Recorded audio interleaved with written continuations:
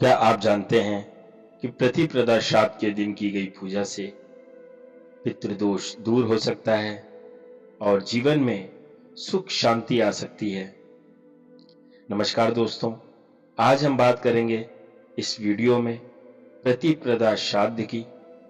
पितृपक्ष का पहला दिन, जब हम अपने पूर्वजों को श्रद्धांजलि अर्पित करते हैं। इस वीडियो में जानिए प्रतिप्रदा श्राद्ध की विधि, महत्व और उससे जुड़े जितने भी धार्मिक नियम हैं, ताकि आप अपने पितरों की आत्मा की शांति के लिए सही तरीके से पूजा कर सकें और इस धरती पर इन 16 दिनों में आने वाले जो हमारे पूर्वज हैं, हम उनसे अपनी परंपरा अनुसार अधिक महत्वपूर्ण तरीके से जुड़ सकें, उनका आशीर्वाद ग्रहण कर सकें, वो चीज अपने जीवन में उतार सकें जो चीज हमारे जीवन को एक मुकम्मल दिशा देती है।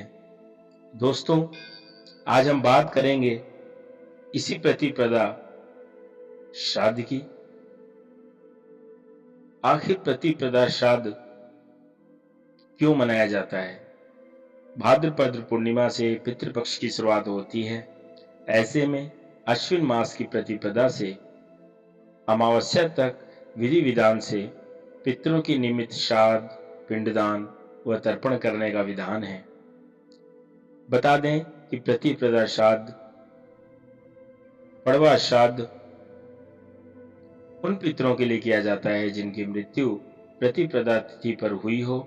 इसके अलावा पितृपक्ष की प्रतिप्रदा तिथि को नाना नानी का श्राद्ध कर्म करने के लिए भी उपयुक्त माना गया है। 8 सितंबर 2025 सोमवार, प्रतिप्रदा तिथि 7 सितंबर 2025। अब बात आती है कि श्राद्ध करें तो करें कैसे। प्रतिप्रदा श्राद्ध के लिए सुबह उठकर स्नान करें और स्वच्छ वस्त्र पहनें। इसके बाद देवास्थानाम व पितृस्थान को गोबर से लीप कर या गंगा जल छिड़क कर शुद्ध कर लें। इस दिन घर की स्त्रियां अपने मन में पितरों के लिए आदर भाव रखकर भोजन बनाएं। श्राद्ध के दिन किसी श्रेष्ठ ब्राह्मण, दामाद या भतीजे को अपने घर भोजन के लिए आमंत्रित करें। मान्यता है कि उनके भोजन करने से पितृ विशेष रूप से प्रसन्न होते हैं।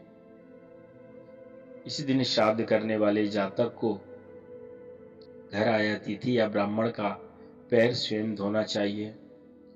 ब्राह्मण के निर्देश के अनुसार पितरों के निमित्त तर्पण, पिंडदान, पंचबलि आदि अनुष्ठान संपन्न करें और पितरों की आत्मा की शांति की प्रार्थना करें। इस अवसर पर यदि ब्राह्मण स्वस्ति वाचन या वैदिक मंत्रों का जाप करते हैं तो पितरों की आत्मा को शांति मिलती है। अब ब्राह्मण या घर आए अतिथि को अपनी सामर्थ्य के अनुसार दान दक्षिणा देकर आदर पूर्वक विदा करें। शास्त्रों में पितृपक्ष के दौरान श्राद्धकर्ता को दिन में 3 बार स्नान और 1 बार भोजन करने का विधान बताया गया है। शास्त्रों में वर्णन मिलता है कि यदि पितरों की आत्मा प्रसन्न रहती है तो वे अपने वंशजों पर कोई भी आपत्ति नहीं आने देते और उन्हें सुखी जीवन जीने का आशीर्वाद देते हैं। वहीं यदि पितृ आपसे नाराज हैं, आपको पितृदोष लगता है, तो आपके जीवन में कई तरह के संकट आ सकते हैं।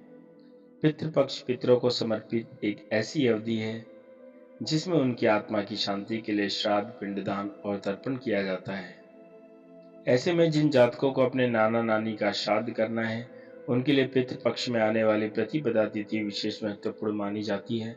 दोस्तों, ये जो हम बार बार प्रतिपदा प्रतिपदा बोल रहे हैं, इसका मतलब ये है कि जो कल पूर्णिमा का दिन चला गया, 15-15 दिन जैसे शुक्ल पक्ष, कृष्ण पक्ष होते हैं, तो उसका जो पहला दिन होता है, ठीक है, तो पहले दिन को हम प्रतिपदा कहते हैं।